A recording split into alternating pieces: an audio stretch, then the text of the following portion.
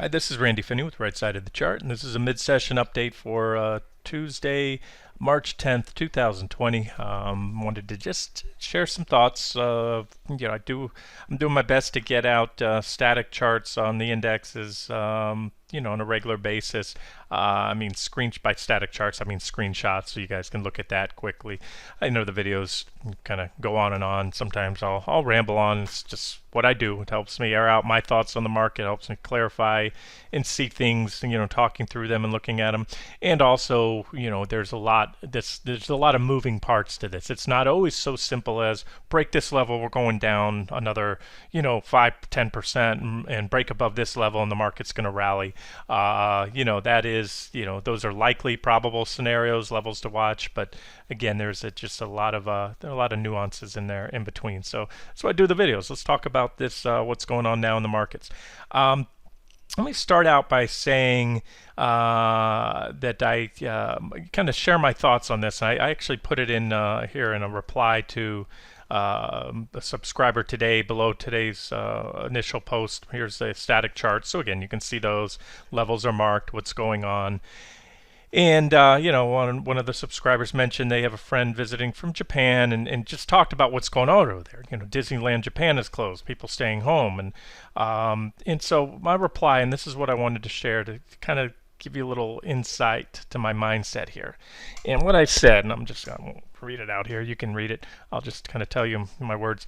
I had quite a struggle yesterday in deciding to not just book profits at the first target. Let me go to that trade. I'm talking about the QQQ trade because that's where most of my focus is right now, is trying to figure out where the markets go.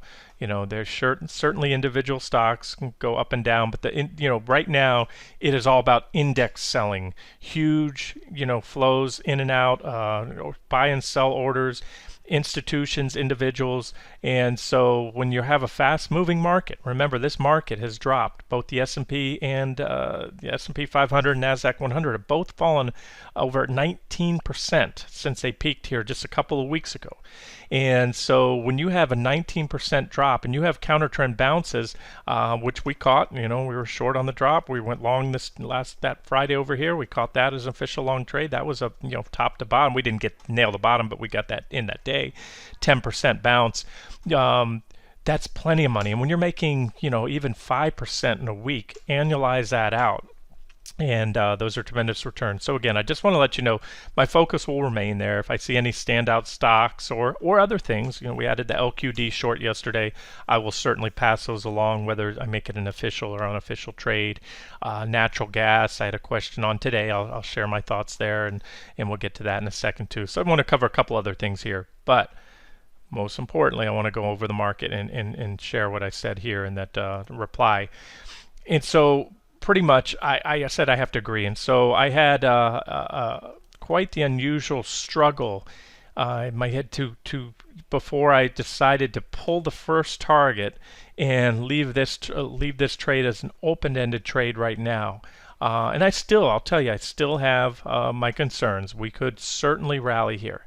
The market can ignore fundamentals for some time, but what the struggle was, what I said plain and simply, is that I have it's not a hard and set rule, but it's pretty much a rule, and I may move this line, by the way, up and down, guys. I shared this morning right here, and on SPY I had it here. But I have pretty much a rule that I use when trading corrections in a bull market. And remember, the longest term trends are still bullish as of now. That may change soon, but those long-term trend indicators, the longest term, remain bullish. And what that is when the market falls to a well-defined support level on the daily chart, which it did yesterday. Remember that T1 right there was set just above the 194.90, so-called 195 level. And as I told you yesterday, we closed below it, but not by a wide margin. In this kind of volatility, you're going to have some give and take, little wiggle room to overshoot support and resistance levels. So that coupled with my rule is I look for these 60-minute divergent lows. And this is, and we can go back many times in the last, decade, or yeah, last decade, and throughout the last bull market, where we've had these 60-minute divergent lows during the big corrections, and they were the catalyst for the next big leg up, a next tradable rally. In most cases, because we've been in a bull market, a rally to new highs. Sometimes 2015, 2016, sometimes it didn't take us all the way to new highs, but we had a substantial rally. When I say substantial, I'm talking 10% or more, usually a rally that lasts a couple weeks and possibly a couple months or more. I want to say that is still very much in play right now. In fact, even more than yesterday. Why? Because so far, QQQ has regained the support zone, and NQ also. So I'm going to go over that and tell you that back to that reply I made, the struggle that I had is from a technical perspective, I can tell you with 100% confidence, if the fundamental backdrop right now wasn't so darn bearish, then I would have covered this short, and I probably, there's a good chance I would have gone long and posted, QQQ as an official long trade. And I want to share that it still may pan out. So what I'm talking about are these, positive divergences right here. If we go up much more, they're going to be confirmed. You can see the PPO, turned up. It's pointing up. You get a crossover. That doesn't mean the market's going to explode if we get the crossover. Sometimes you get a bullish cross, and then you take another leg down, and then you get divergence here or here. But that's usually the catalyst for a substantial rally in the market, and it's still very much there. So as I said yesterday, up to you whether you wanted to cover there or even cover now. I'm going to sit tight because what tilted me in the favor of leaving this trade on and trying to shoot for more than just that 8% drop or so that we had from where we shorted it is the fact that the fundamental backdrop is so darn bearish. You're watching the news, you're seeing baseball games and basketball games being played at empty stadiums. You're seeing the whole country of Italy shut down. Conventions. I mentioned, and I said this to the, that person that let me know about the, what's going on in Japan. I shared, my experience where, my wife works for a big multinational corporation, and they had a big meeting for the U.S. employees, and in San Diego. It wasn't a huge meeting, I'm sorry, but it was a meeting, and flew people from around the country to San Diego, and decided put them all on a plane, shut the meeting down early. That's tens of thousands. I can't imagine how much they have invested in these meetings to fly, employees from around the country to San Diego, put them up there, hire speakers, doing all this stuff, and then just pull the plug on that meeting. And again, that's what I'm seeing a lot. And I like to hear it here because I shared that because that's firsthand. The subscriber shared, first or secondhand, friend visiting from Japan. And the thing is, because I'd rather hear these firsthand and know what's going on, because I know this, and we all know this, the media has a strong vested interest in sensationalizing the news. It's just like, that, Don Henley, his first solo album after he left the Eagles, he had that hit, Dirty Laundry. Talks about, things about exactly that, how the media will sensationalize the news. And again, they do. They need to sell. They're competing with other media outlets, and the one with the most sensational headlines, you're flipping the channels, you're going to listen to that. So look, what I'm trying to say, it's not fake news, it's what's going on out there, but that's what you're going to be fed from the TV. But when I hear it firsthand that this is happening, people are seeing this, Disney World Japan shut down, that is an overwhelming fundamental negative for the economy, for the U.S. economy and the global economy. And I would be shocked if not, anything's possible, that if a 19% drop in an overvalued market, mind you, remember, this isn't a 19% drop after the market's already corrected 50% and then rallied 10. This is a 19% drop off the highs, all-time highs, record highs, extreme bullish sentiment, very lofty valuations on stocks. And so to me, it's a matter of, okay, we already had a bounce. We're going to have bounces along the way, but I don't think that the market is finished pricing in the impact that coronavirus has currently had, all known variables, what we know at this point, planes flying half empty, theme parks shutting down, or people not going, cruise ships canceled, things like that. I believe there's a lot more hot air needs to come out of this market. Call it hot air, call it what you want. You want to say the market was fairly valued at the highs recently because of earnings? Fine, we'll go with that. But the fundamental landscape has changed, and this time is different from every other time. Back in 2008, remember we had this big drop. I'm sorry, 2018, the last fourth quarter. And I saw it coming a mile away, posted right here, sell signal triggered the day we broke down, the day Tech XLK broke down, QQQ, sell signal triggered. I had targets down there. We slightly exceeded those targets. Thing is, back then, nobody else saw that coming. The media was perplexed as to why the market fell 23%. But then I got bullish at the bottom and went long because, you know what?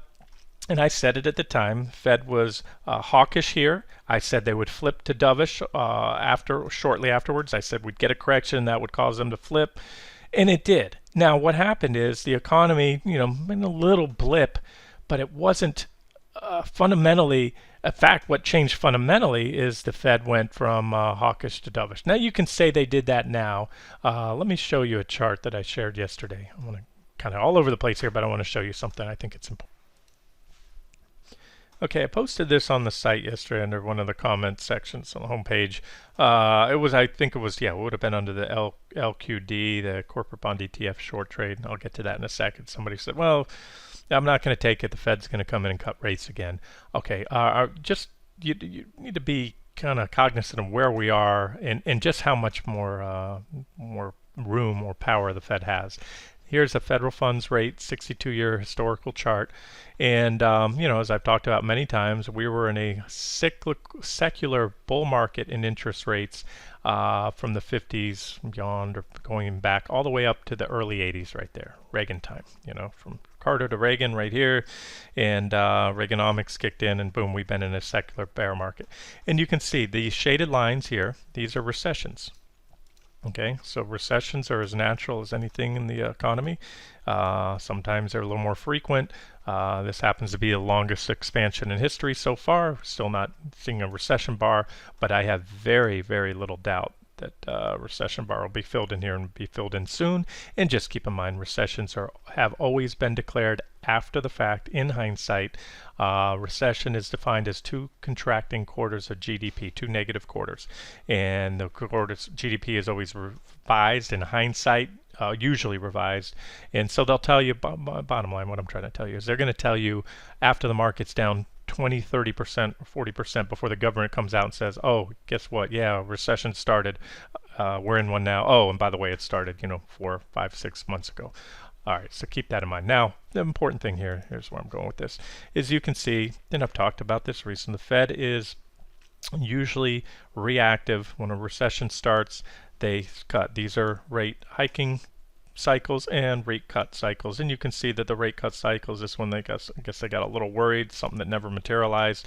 Here looks like they got a little in front of it, but you can see that again these rate cutting cycles coincide with recessions, right?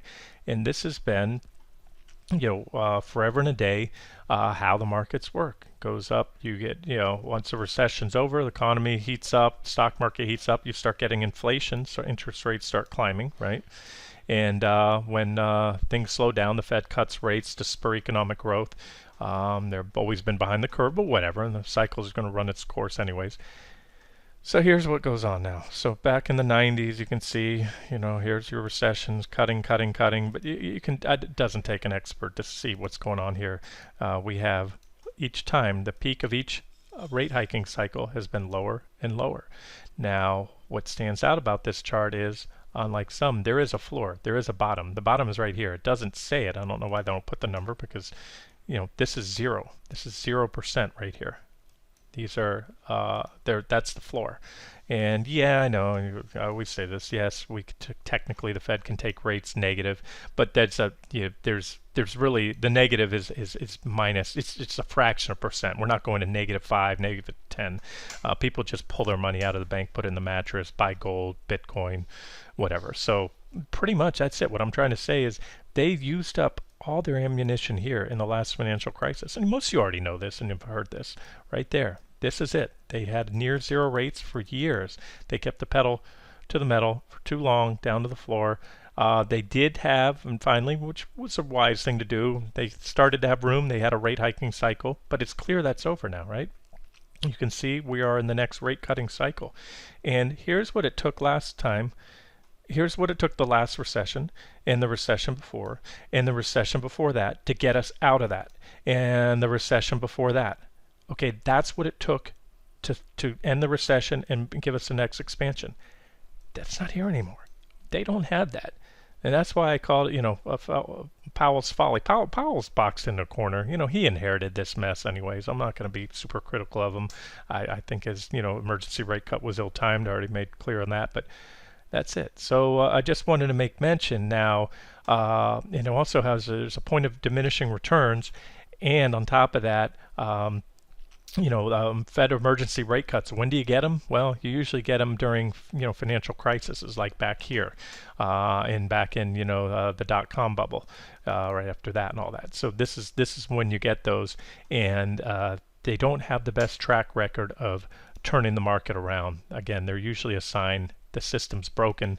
That's why the Fed couldn't wait to their next meeting, and they do these quarter emergency rate cuts like the 50 basis point we just had. But I don't know. To me, this chart's compelling, and it's kind of ugly, longer term. It speaks to longer term. But let's get back to what's going on now, and let's talk about, let's go back to the QQQ trade and see what's happened today.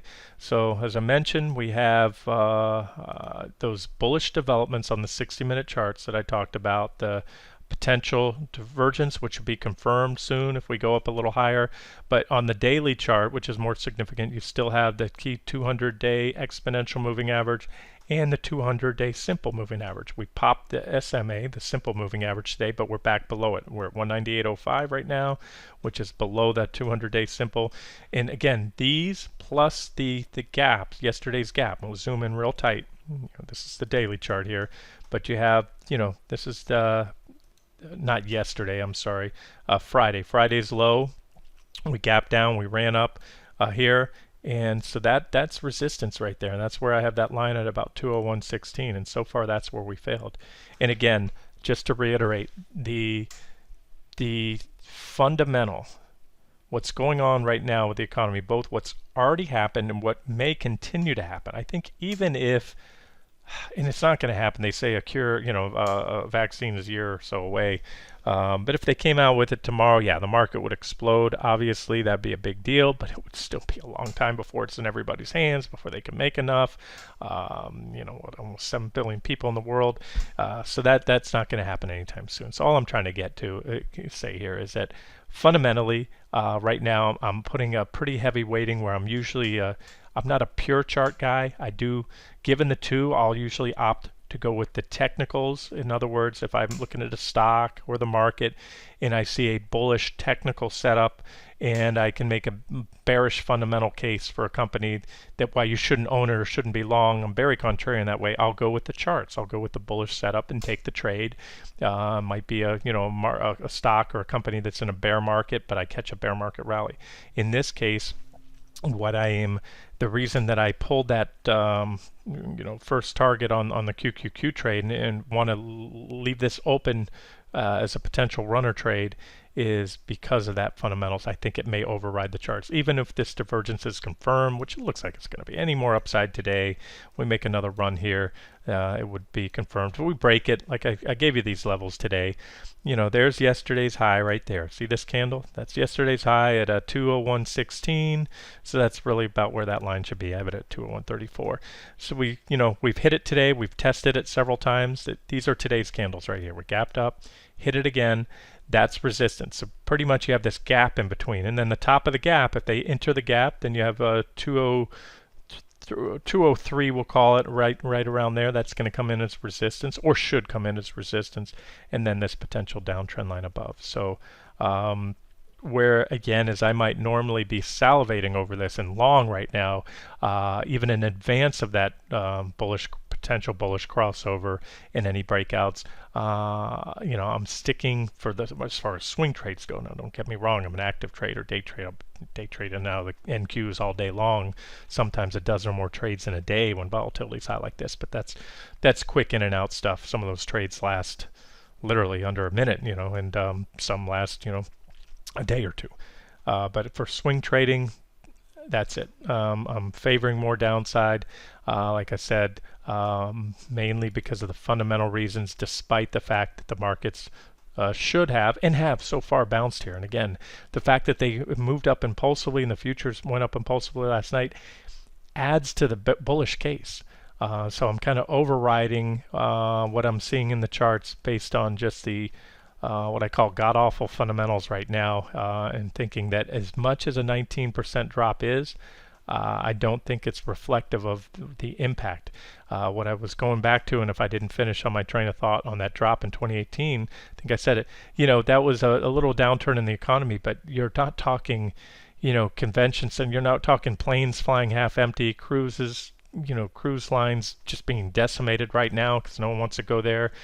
I'm sure Las Vegas looks like a ghost town right now. I'd love to hear from anybody that lives there. Drive by the casinos, half empty. I'm sure the conventions, I have no doubt that, big part of the revenue for Las Vegas, all the conventions that come in, business meetings, imagine that's been canceled. And that's just one example, and multiply that through a lot of other cities that do the same thing. All right, so that's it. And like I said, maybe the charts will play out. We are very overbought. Bearish sentiment has reached extremes. Wall Street Journal published a good piece in their, the daily shot, if you guys are a subscriber to the journal, of why the market may have reached a near-term bottom, and that is certainly possible. So I'll leave it up to each of you, whether, if you didn't already take profits on that, if you want to book profits on the QQQ short, but as of now I'm going to give it a little more room and hopefully understand why. Like I said, it's overwhelming bearish fundamental case that I can make right now for the economy that will override some of the bullish developments that where I might normally be recovering shorts and going long. All right, LQD, moving on. LQD, that's what I wanted to see. Like I said yesterday, I like this trade. I think it's win-win right now. Maybe I'm wrong, but by win-win, I mean if the market rallies, then the flight to safety bid out of Treasuries and LQD should abate. Treasuries did have a pullback yesterday, nice little pullback there. And, I think, I did make mention. Somebody asked about them, and I showed this. Let me go to find you my ZB chart. That is not it. Where's ZB Treasury? This is a 30-year bond futures right here. So remember this uptrend line we're watching? We continue to move up. We broke it last night. Pull back right there. I have support about 180, 189. We undershot that briefly. Really, what I was looking at is a gap right there. So I could add a second line. And again, I'm giving you this level for you guys, those of you guys or gals that trade ZB. That was this is a pullback target. If the market does rally here, this is a trend line that will probably be hit over time, and it depends on where we go down to it. It's about 5% below. So we broke this minor trend line, but again, I'm not right now. If the stock market drops, that's going to provide a tailwind for Treasury bonds, being bullish for Treasury bonds. But again, I don't think there's a lot of upside, so I have no desire to go long Treasuries. I think there is a trade to be made short when and if the market rallies. In fact, there already was. Market futures rallied last night, and that was a big drop. If you trade ZB, from the highs, that's a 5-6% drop in the long bond right here. That's 30-year Treasury bond futures. Is there more? Well, if the stock market rallies, if those 60-minute divergences play out, yes. But right now, I am going the other way with the equities. I have no position in Treasury bonds, but I wanted to share that for you. And then back again to our LQD trade, because these are investment grade bonds. They had been rallying in line with corporates recently, but like I said, I think it's win-win because if the stock market rallies and the flight to safety bid comes out, however, if the stock market continues to go down, then my theory that we're going to see a large amount of downgrades, even before the downgrades come, by the way, guys. Let me tell you, they say some of the smartest people on Wall Street are bond traders, not stock traders. There's more money in the bond market. And a lot of institutional traders, a lot of sharp people trade bonds. And what I'm getting at is, if they think the same thing I think, that okay, well, economy's turning down, this coronavirus is going to have an impact, they know there's going to be downgrades. It might take Moody's, Fitch, S&P a while to come out and actually make those downgrades official. And the market is smart and looks ahead. It's forward thinking, and it will price in what is likely going to happen before it does. And so that everything I just spoke to was fundamental reasons why I think, win-win here, and now technical. So yesterday I said, look, usually wait when you're on support. It's TA 101. You don't short support, you buy support or wait for a break. But I had enough confidence that we would break that support, so I added that trade on yesterday. Now that is a clear sell signal. Go back for years. Do you see a candle this size? Look at yesterday's candle. Look at today's big red candle. You don't see candles like that on LQD. We say if you're looking for on a chart pattern, whether it's bullish or bearish, ideally you want to see the trigger for that trade. In this case, a breakdown or a sell signal below the trend line. You want to see it impulsive. This is an impulsive breakdown, and that helps to confirm the breakdown of the trend line. And yes, there is support here and some levels along the way, but we're probably going lower. Like I said, if you want to, it's almost not worth taking the quick buck at that first target, even though I recommended or suggested a double position size from where we shorted it yesterday, right on the line. If we hit that 128.36 level, and that happens to contain the pullback, I expect a reaction there, but not enough to game it. We could slice right through it. I don't have any desire to reverse there, but that'd be a 2% drop, which equates to a 4% return on a normal trade. Remember, this is an overweighted double size position because of the relative low volatility. So if you normally trade $10,000 a SPY, you could short 20,000 of this, and you're really not giving yourself that much more risk than you are $10,000 in let's say the stock market, because corporate bonds don't go up and down as much. So that's it. Looks good. There's some other support levels. I have two boards here. This is the official trade. I like to kind of keep it simple. One initial target.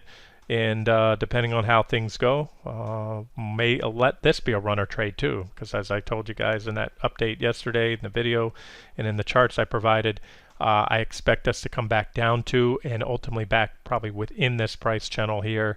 We could have a real, the corporate bond market could get roiled here. Both investment grade and junk. Like I said, I'm not any less bearish on junk, but they already had a pretty nice pop. I said yesterday that a lot of the meat on the bone had been taken initially, and they popped today so far with the market, in line with the market. But believe me, I think the junk bond market's still going lower over time. But I just feel more comfortable with LQD right now for the reasons I stated.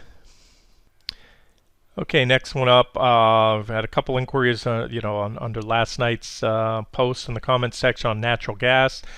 Member D. Fogart made a great comment, observation here. And I agree. I know that natural gas and crude they're not really positively correlated. I can tell you from trading them long enough. Sometimes one's going up, the other's going down.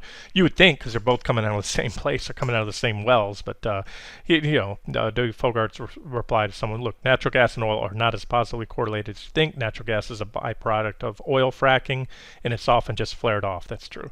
When oil-focused drillers stop drilling, such as in the Permian, there's less gas in the market. So that is most likely the fundamental catalyst. And I said, look, I've been watching that rally in natural gas, but on the sidelines. I don't have a position because I didn't have a strong opinion. But I did, shared my chart. Here's what I have. These are all the levels. Again, that's under yesterday's comment section on last night's post. And I said, look, where natural gas had ran into, it did have a divergent low. So there was some technical catalyst here. On the RSI, we had positive divergence right here at the low, and it shot up and it hit this, what I said at the time as I posted this, a potential downtrend line, because I like to see a reaction. The third reaction, in my opinion, is what validates a trend line, because any 2 points can be connected at random. So to keep going up, it wouldn't really be a valid trend line. But I did say watch that level, get a reaction, and let's look at it now. That was just a couple hours ago. That was 11:43. It's not even an hour ago. As of now, natural gas, I think we did get a reaction there, that red candle, so a pullback off that level.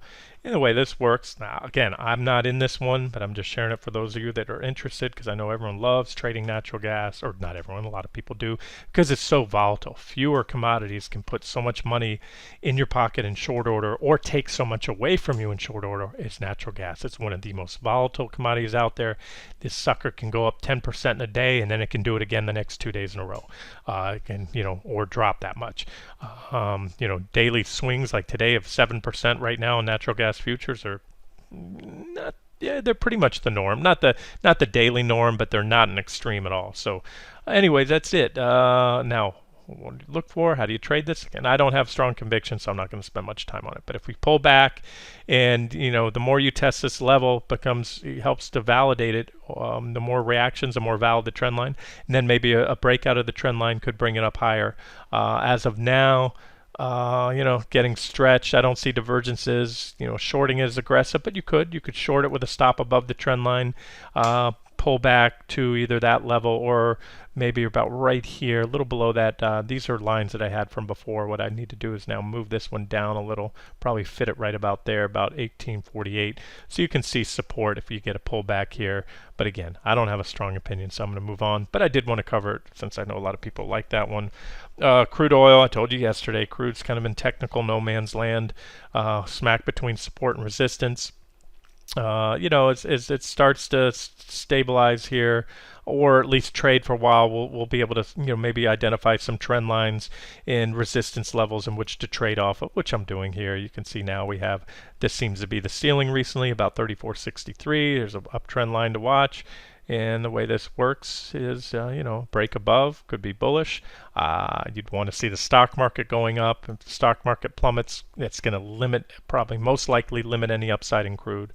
Not guaranteed, but most likely. Break there could bring us down to that level. And, there's little reaction lows along the way you can watch too, but I think that's pretty decent. So these are the key levels I see right now, about 34.63. That uptrend line, and then the $30 level on crude right there. Back to the equity markets. I really try to keep that usually on, start out there and stay there and then move on to the other things. But I wanted to mention that, we still have those positive divergences. So as much as I said, the fundamental right now, the current and, potential future outlook for the U.S. economy with everything that the effects of coronavirus is going to have, with a lot of things shutting down. Take this for what it is right now. Bullish divergence. Bullish divergence, I always say, is not a buy signal, by the way. But what would be a buy signal? We ran up in last night's video. You could see I had that 83.55 level on my NQ chart. If you look, that's pretty much what we hit today. And I also had a downtrend line, which has now been extended. So this is what to watch. Now we could work our way down here within a bullish falling wedge. We may come in, continue, keep this divergence intact, later set the stage for a rally. If so, then, watch this trend line. The more reactions off this downtrend line, the more valid it is. Right now, it's up what I call a minor downtrend line. There's a few reactions, not too many. I could tighten it in like that or something along those lines. Let's just leave it right there. And that's it. So I, gave you my preference. I think there's more downside to come. And, but if not, if I'm wrong, watch for today's highs to get taken out. I think that has the potential to spark a rally. We already rejected there once. It's a pretty significant level. And more importantly, on QQQ as well, markets are open, regular session. That's when all players are on the field, meaning the big institutions and everybody. And these are the levels they're going to be watching. 201.34. Check, check, check. Tap, tap, tap. If we break it again, you get this, it'll probably confirm this divergence here. Then you have a gap that would want to be backfilled. That's an obvious target up there around 203. And then you can see the other levels should we continue higher. But I think the fundamentals are going to overwhelm here. We've already seen today's rally get sold into pretty aggressive. They took QQQ back down almost flat right here. That yellow line on my 60-minute chart, that's yesterday's close. You can see they faded. One heck of a rally so far, but it's still anybody's game. So I could talk on it all day long. Let's just see what happens there.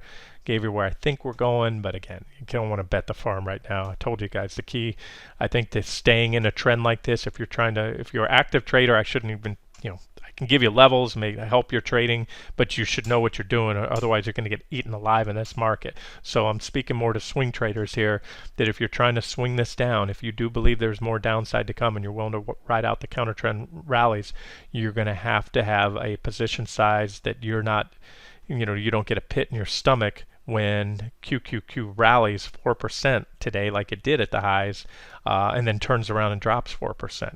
So if those 4% intraday swings and what you're seeing on your account value going up and down, your balance of your account or this position, if that's just too much and you're second guessing every move, then again, you have too much in the market.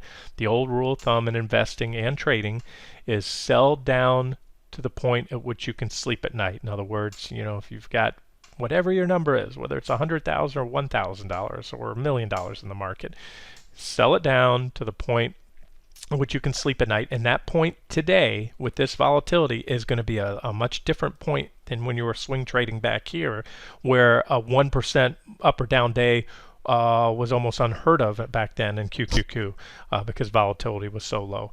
Now we're seeing 5% plus, 4-5% swings, daily swings in the market. So again, that's just the one piece of advice that I think I can impart, that I learned over the years, that enables me to stick with a trade or trend as long as the charts still tell me, hey, the reason you went into that trade, that position, long or short, is still intact. Just make sure it's a position that won't make you want to second guess the trade every time it takes a jog against you. Okay, last one that I'll cover in this video, because they're all related. These are the things I cover often: risk on, risk off assets. I already covered Treasury bonds, corporate bonds, stock market, and now let's get to gold. All right, so I've maintained for years that gold's in a bull market. Bottom back here in 2015. Pullbacks can be buying opportunities for long-term investors. It should be a part of I believe everybody's piece of a long-term portfolio, diversified portfolio. And what I'm seeing right now is I'm seeing divergences on every time frame going out here to the weekly chart. There's negative divergence. You can see here, we had this bullish flag type pattern here, consolidation. We broke out, and we've almost pretty much met the measured target. This impulsive move up there, and then we had another thrust out. So that's one thing. Maybe that target's met. This is my my next long-term target for the bull market in gold. Up there, it has been for a long time, about 174. So. However, you've got the negative divergence, and that's something to note, because not only in the weekly chart do we have the divergence, we even had it back here, a little bit of divergence at this point. You can see even in a bullish trend, those divergent highs can lead to a substantial correction, a counter trend drop, within a bull market. Bull market, if you're, simply this, or a bull trend is, something making a series of higher lows and higher highs, and that's what gold's been doing. So that's something to note. And also with the volatility in the market, gold did have a pretty good lift lately, but it's kind of stalled out recently. Here's my daily chart. I'm going to turn off everything because that chart is as busy as a one-arm painter right there. Let's do this. Let's show you, plain and simply, there's the divergence right here. There's an uptrend line right there. And there's your negative divergence. Now, the thing is, in a bull market, negative divergence can often be burned through and negated. So if gold goes up much more, then the divergence at least here on the daily chart goes away. It may not go away right away on the weekly chart, but I wanted to point that out. And then all the way down here to the 60-minute chart, we just put in a divergent high. And gold has stalled out lately. We've seen this volatility in the stock market. Gold had a nice leg up from here to here. That was starting back on the 28th, February 28th. But it's kind of stalled out since then. It has this, this bearish technical posture. I'm just going to call it what it is. It's in an uptrend, don't get me wrong, but the technical posture with those divergences is bearish, and they could play out. What would cause them to play out? One of two things, most likely. Either a rally in the stock market. That was 60-minute divergences that I've been harping on the last couple of days. They may play out. And again, as of now, and I probably toggle back and forth again to the futures and QQQ on the daily time frame. That support, there it is on NQ. These are the Nasdaq 100 futures. That's that same support that T1 former T1 level on QQQ was listed at So far, this is a successful defense. The second day, we dipped below it, but we're back above it.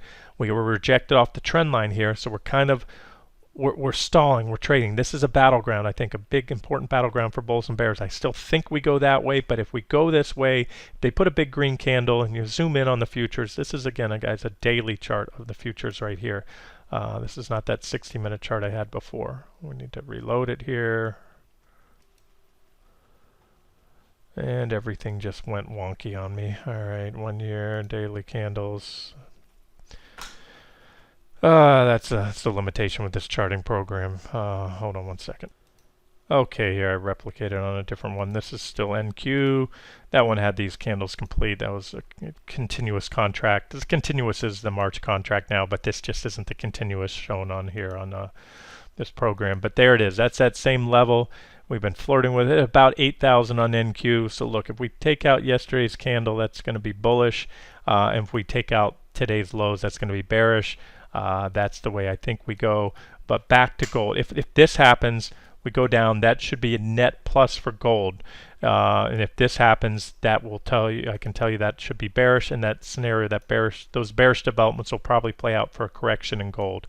Now, what may happen? I told you there's two things that can cause gold to go down: both the stock market rallying and another big leg down in the market, which then triggers a lot of forced margin call selling. See, gold's been in a bull market for a while. I think a lot of people own gold, a lot of institutions own gold. It's not like it's just coming off the lows in the bottom of a bear market where everybody's short, hardly anybody's long. So therefore, it is possible, and I think we did see that a couple weeks ago when the market was selling impulsively. Gold was actually going down, and so I wanted to point that out, that the near-term outlook for gold, because the bearish technical posture, I'm kind of neutral on it, and wouldn't be surprised if it does drop along with the stock market dropping.